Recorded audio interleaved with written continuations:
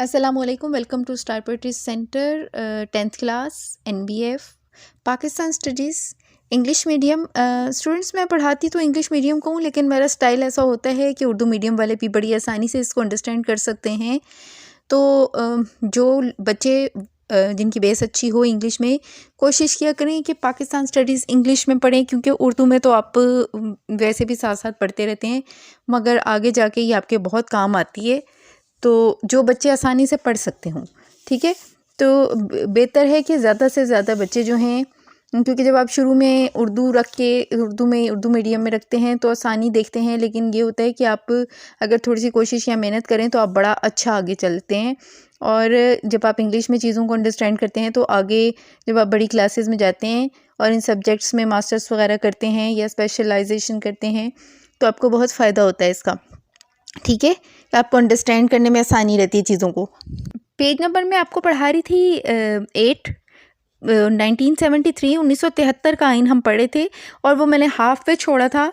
तो स्टूडेंट्स में बहुत सारे 8th के और 6th के दूसरे सब्जेक्ट भी पढ़ा रही होती हूँ, तो इस वजह से मैं कभी कभी लेट हो जाती हूँ इसमें। तो आप इसके लिए मैं माज़रत चाहूँगी कबल इस वक्त आपसे। कोशिश करूँगी इंशाल्लाह इसको इकट्ठा ही टाइम देके तो आपके इकट्ठे लेक्चर जो हैं वो मैं इसमें डाल दूँ।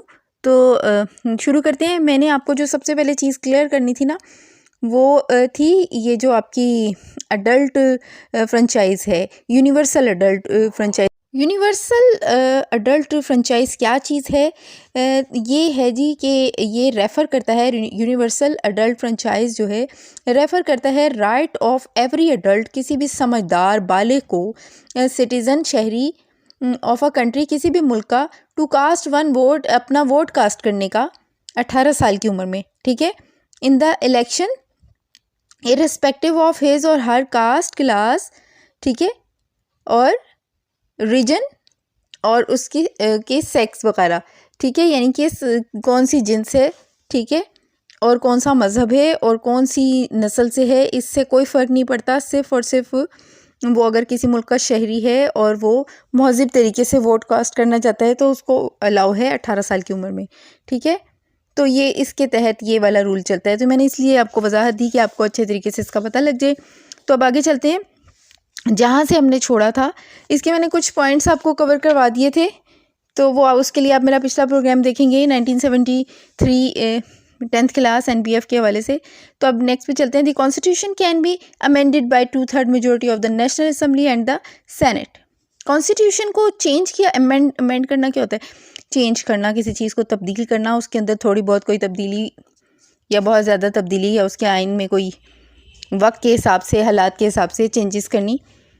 स्टूडेंट्स मुझे थोड़ा सा शोर का प्रॉब्लम है, तो मुझे रिक्वेस्ट की थी बहुत सारे स्टूडेंट्स ने कि आप म्यूज़िक ना डाला करें। तो अब मैं म्यूज़िक तो नहीं डाल रही हूँ, लेकिन आपको ये प्रॉब्लम शायद फेस करनी पड़े ना मेरे लेक्चर्स में, क्योंकि आपको फिर लेक्चर में प्रॉब्लम आती है, तो इसलिए मैं अब म्यूज़िक तो नहीं डालूँगी बिल्कुल भी।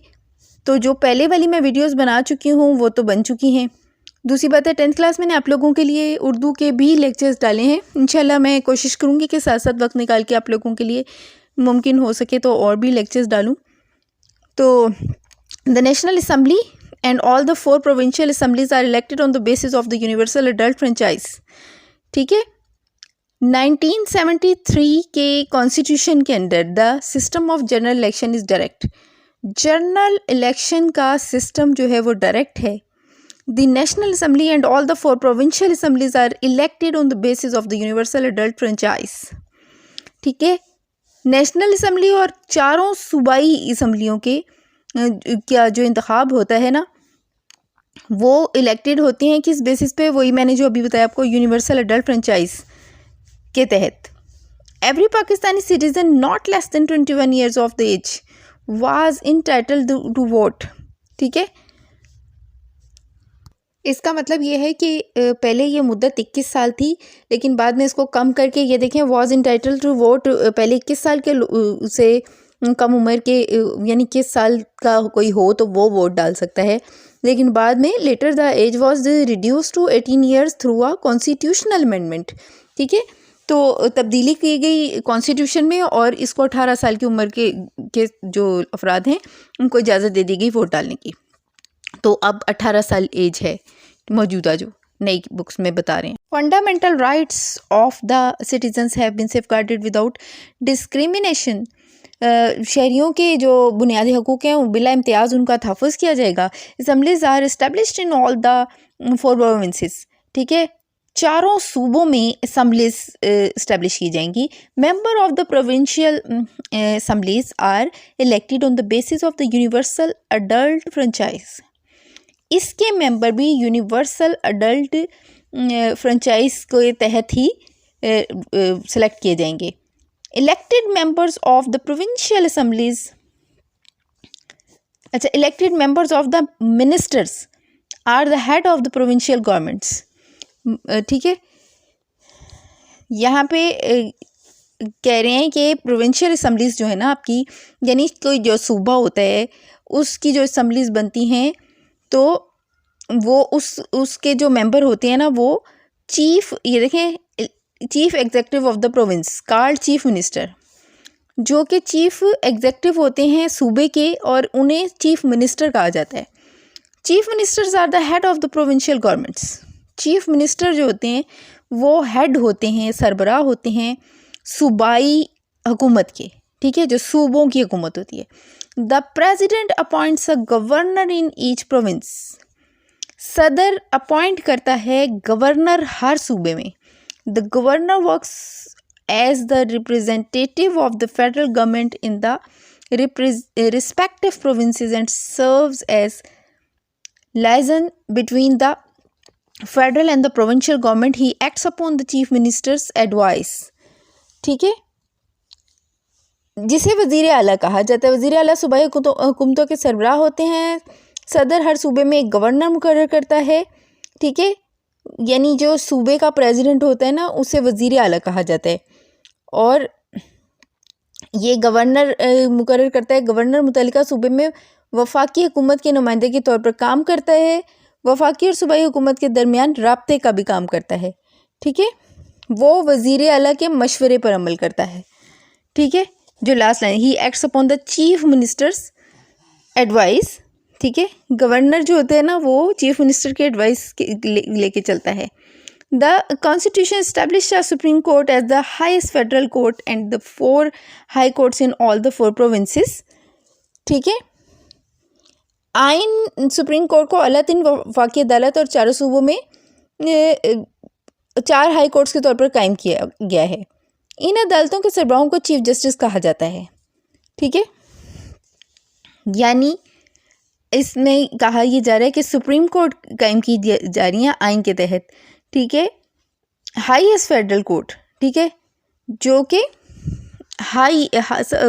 आला तरीन फेडरल कोर्ट होती हैं, और 4 high courts in all the 4 provinces, चारों सूबों में 4 हाई कोर्ट्स कायम की जाती हैं।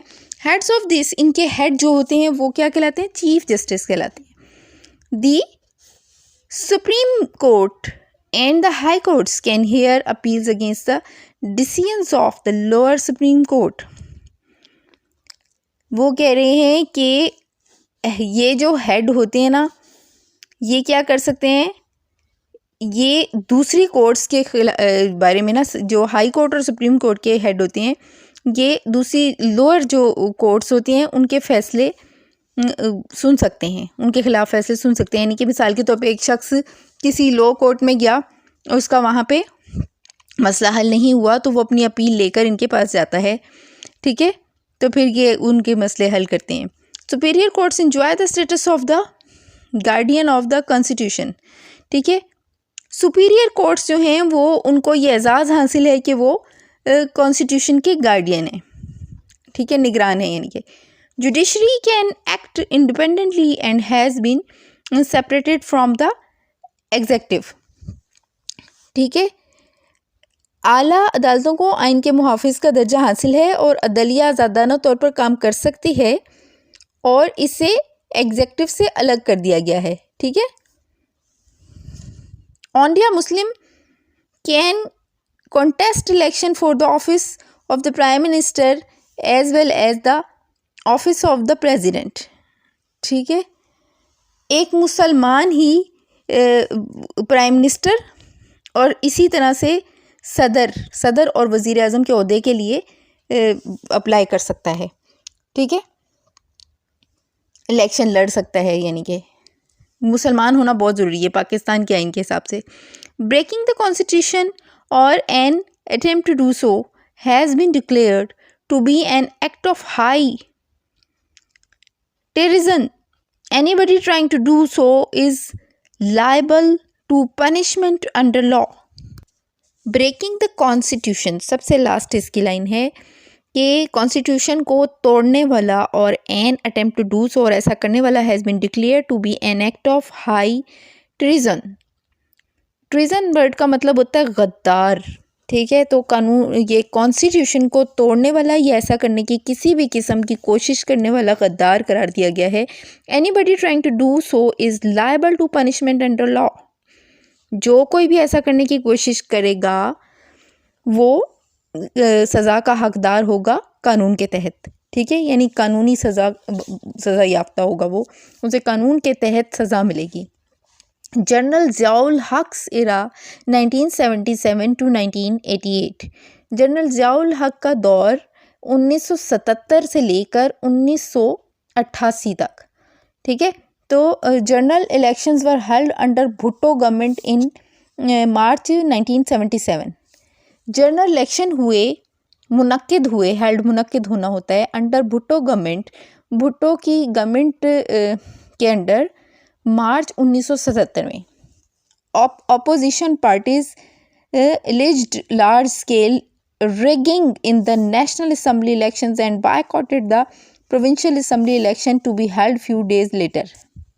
Opposition parties, मुखालिफ पार्टियाँ, alleged, उन्होंने इल्ज़ाम लगाया लार्ज स्केल रिगिंग। रिगिंग कहते हैं धांधली, कि बहुत बड़ी धांधली हुई है in the national assembly elections, national assembly के इन इलेक्शंस में, and बायकॉटेड the provincial assembly elections, और उन्होंने बायकॉट कर दिया प्रोविंशियल असम्बली इलेक्शंस का, यानी ये हुआ उस वक्त पॉलिटिक्स में।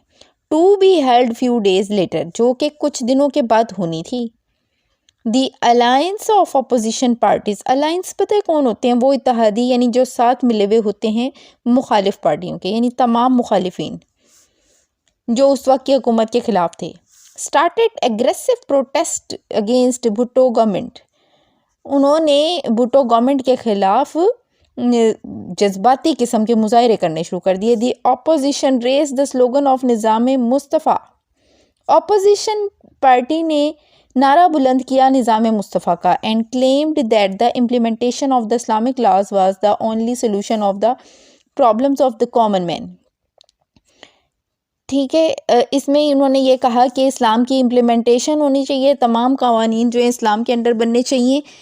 तो ये मैं आपको पहले थोड़ा सा इसके बारे में ये बता दूं कि दरअसल भुट्टो साहब जो थे ना, वो जो भुट्टो गवर्नमेंट थी ना, वो थोड़ी सी एडवांस गवर्नमेंट थी, ठीक है। उनके दौर में लोगों को शिकायत जो होनी शुरू हुई, या जो उस वक्त के दौर के हिसाब से लोगों को फ़ील हुआ, वो ये फ़ील हुआ कि क्योंकि वो मॉडर्न, मैंने आपको बताया था कि वो ज़रा मॉडर्न जहन के मालिक थे, तो सही और गलत के फ़ैसले करने तो हमारा काम नहीं है, हमारा काम तो ये देखना है कि तारीख़ में हुआ क्या था। तो हुआ यूँ था कि लोगों को महसूस होना शुरू हुआ था कि जो पार्टी है ना, जो हुकूमत है, वो बहुत ज़्यादा एडवांस कर रही है, जबकि ये एक इस्लामी मुल्क है, तो इसे शरीयत के हिसाब से चलना चाहिए, ठीक है।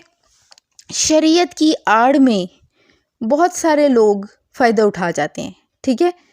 तो इसमें भी ऐसा ही हुआ यूँ था कि भुट्टो साहब जो थे, उन्होंने जो भी मुल्क के निज़ाम वो चला रहे थे, ठीक है, उन्होंने बहुत सारे शोबों में एडवांसमेंट की, लेकिन हमारी कौम इतनी जल्दी एडवांस चीज़ों को एक्सेप्ट नहीं करती, ठीक है।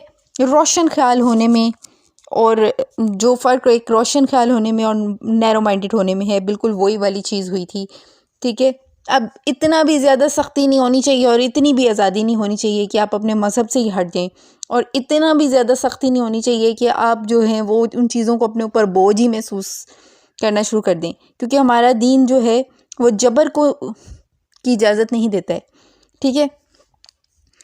तो कुछ ऐसा हुआ था कि लोग उनके ख़िलाफ़ हो गए थे, इस वजह से कि मुल्क में जो है इस्लामी निज़ाम आना चाहिए, ठीक है, स्लोगन ऑफ निज़ाम मुस्तफ़ा। ठीक है, आप इनको पॉइंट्स की शक्ल में लिख सकते हैं, ये आपको मुख्तलिफ जगहों पे पॉइंट्स की शक्ल में मिल जाएंगे। स्ट्रीट एगिटेशन, गलियों में Tehreek-e, was so wider spread, हर तरफ फैल गई, that it practically crippled the government, और इसने गवर्नमेंट को माजूर करके रख दिया। ठीक है, क्रिपल्ड होता है किसी का मोहताज या पाहिज या माजूर होना, यानी कंट्रोल लूज हो जाना।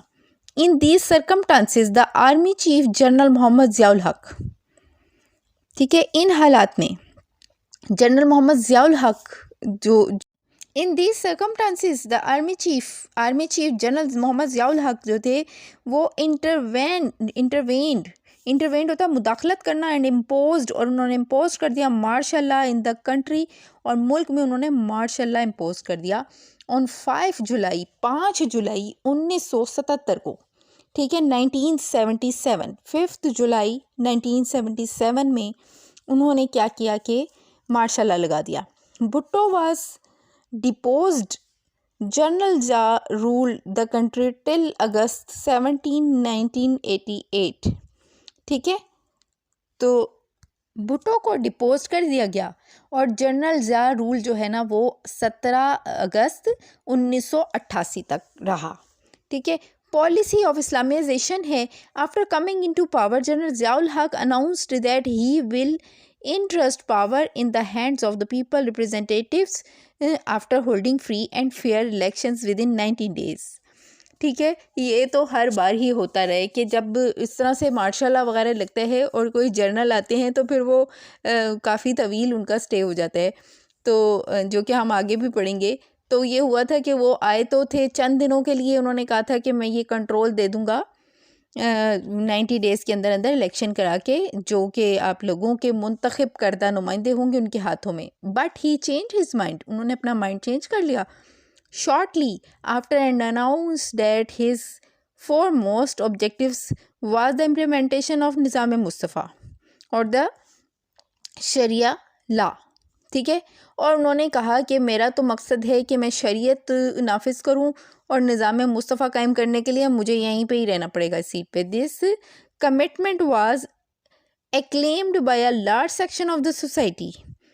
Given below is a brief summary of the steps taken by the General Muhammad Ziaul Haq in pursuance of his policy of Islamization। ये सारे स्टेप जो मैं अब आपको पढ़ाने वाली हूँ ये जनरल ज़ियाउल हक के दौर में लिए गए थे इस्लामी निज़ाम को नाफिज करने के लिए, जो कि बहुत इंपॉर्टेंट है। इसके बारे में क्वेश्चन आता है आपको, आपने इनमें से पॉइंट्स बना के करने हैं। ठीक है, तो अभी आज का लेक्चर तो मैं यहीं पर ख़त्म करूँगी, आपको इंशाल्लाह ताला इसी को आगे लेके चलूँगी और जल्द ही इंशाल्लाह मैं आपके लिए एक लेक्चर लेके आऊँगी। तो तब तक के लिए मुझे इजाज़त दीजिए, चैनल को सब्सक्राइब कीजिए, इसमें आपका ही फ़ायदा है। तो शेयर करें, लाइक करें और लेक्चर को लास्ट तक सुना करें और इस पे तवज्जो दें। ये सब्जेक्ट जो है तवज्जो मांगने वाला सब्जेक्ट है, इसे आपकी अटेंशन की ज़रूरत है। मुझे इजाज़त